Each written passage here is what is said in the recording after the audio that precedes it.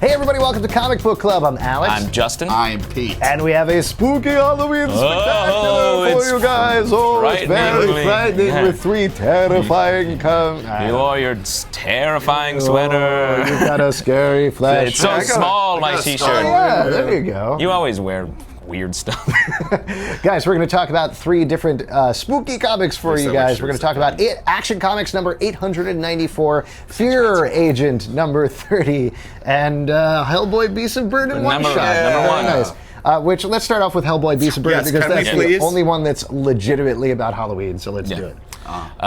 Pets and Hellboy, like, teaming up. Wait. First of all, if you have to say the artwork, it's amazing. Very nice artwork. Jill it's Thompson. like a painting on every page. It's just fantastic. Yeah. So great. Puts you right in the world. Very quickly, for those of you who don't know, you probably know who Hellboy is from the movies and the comic books. Beast of Burden is a creation of Evan Dorkin and Jill Thompson, where there's these pets, dogs and cats, who are the magical protectors of the town of Burden, I believe. Burden Hill. Yeah, Burden Hill, there you go. And so they know magic, they protect it from supernatural beasties. In this issue, they meet up with Hellboy, who kind of does the same thing. So what did you guys think? Did it mix well together?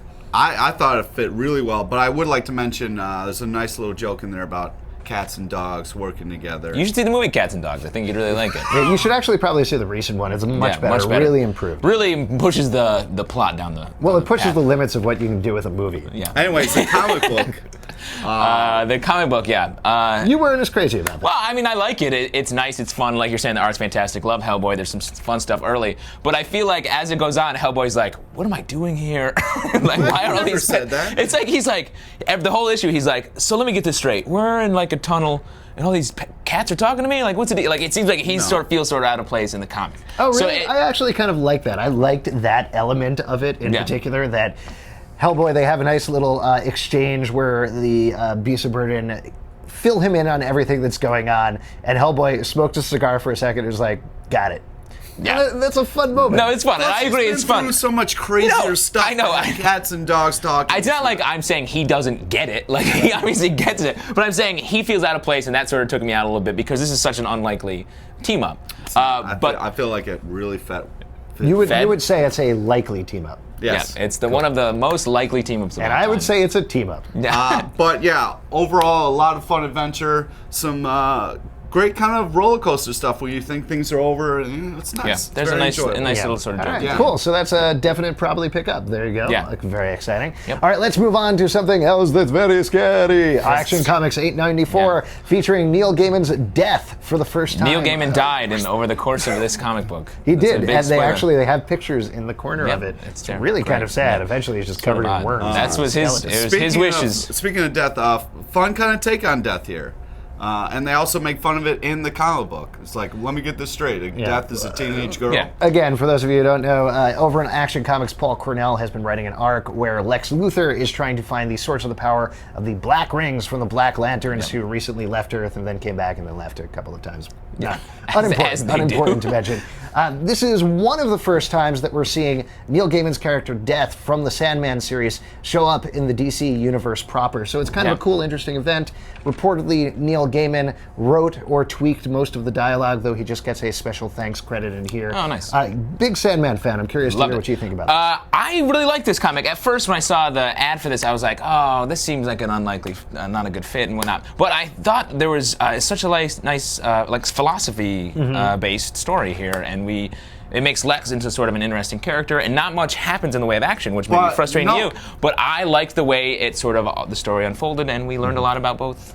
But yeah, that's what you get to see Lex without power, without all of his kind of what makes him Lex Luthor, and it's really powerful. And you don't mind the missing of the action, all that stuff. You see a man out of his element and trying to grasp what is happening. Yeah. And there's a couple panels there where there's no words, and it's just Death messing with Lex Luthor. Yeah, just touching his nose. Yeah. Unbelievable stuff. Really existential. Yeah, definitely really good. Last but not least, one of our favorite series for a very long time is tying up its run. It's Fear Agent number 30. Loose theme for this episode. It's probably not even Halloween when you're watching this, okay? Haunted we love January. Rick Remender has done a great job of putting his character Heath Houston through the ringer for 30 issues at this point. killing and destroying literally everything in existence, including Heath several times. Yeah. At this point, this is 3 issues from the end of the run. How do you think it's tying up? How do you think this issue works? What did you like about it? I liked it a lot. Finally, we're getting a full sort of linear backstory of what happened. Yeah, to the this is actually a really good jumping on point because it gives so much Yeah. exposition of all the stuff Yeah. that's happened to where we are.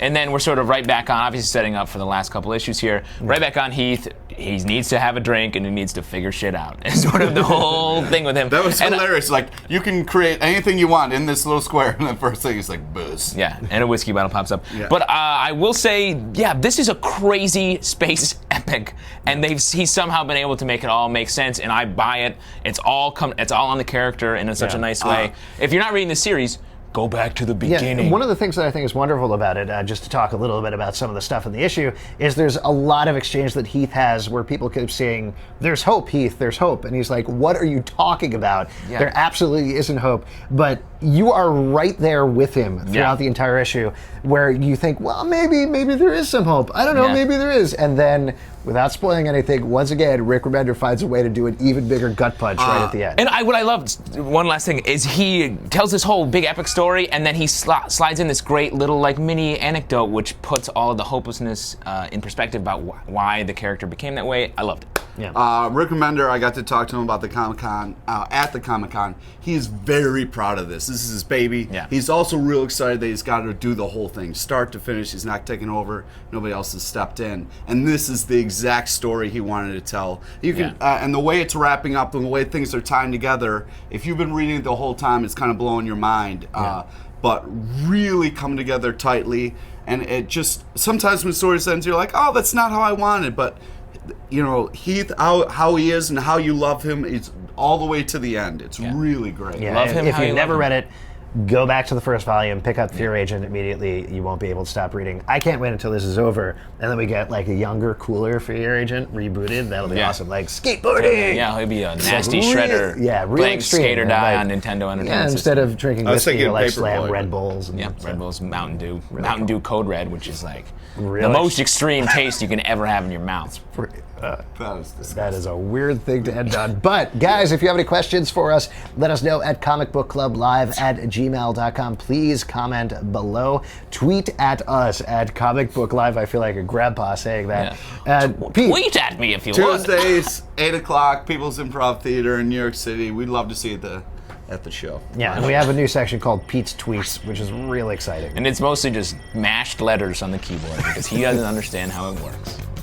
No, I'm just angry Oh, right. Oh, yeah. that too. Yeah. for cutting me off. Why? Smash. I even cut off your tweets.